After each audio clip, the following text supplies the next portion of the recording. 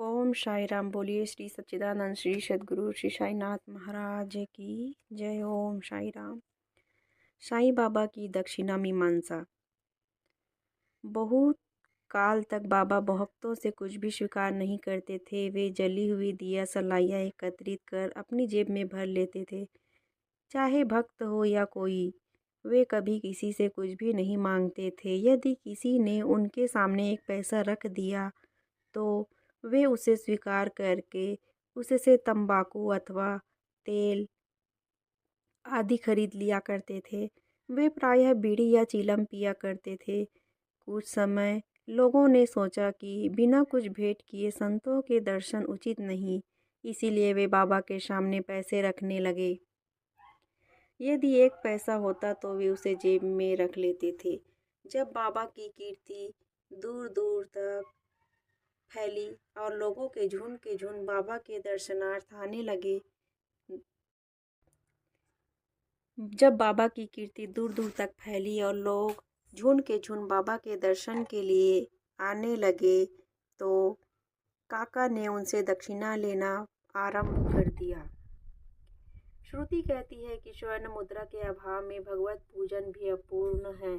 अतः जब ईश्वर पूजन में मुद्रा आवश्यक है तो फिर संत पूजन में क्यों न हो। बिना कुछ अर्पण किए कभी नहीं करना चाहिए।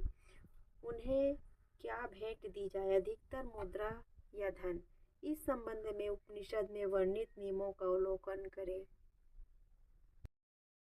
भक्तों को कांचन त्याग कर पाठ पढ़ाने तथा उनकी आसक्ति दूर करने के लिए और शुद्धिकरण करने के लिए बाबा सबसे दक्षिणा लिया करते थे।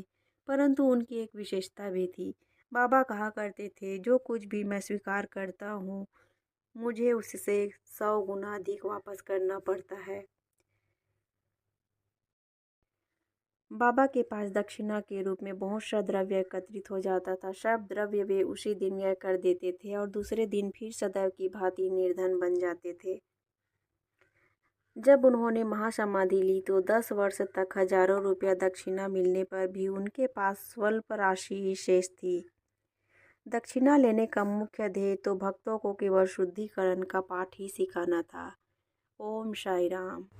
ओम साई राम। अनंत कोटि ब्रह्मांड नायक राजाधिराज योगी राज परम ब्रह्म श्री सच्चिदानंद श्री सद्गुरु श्री साईनाथ महाराज की जय।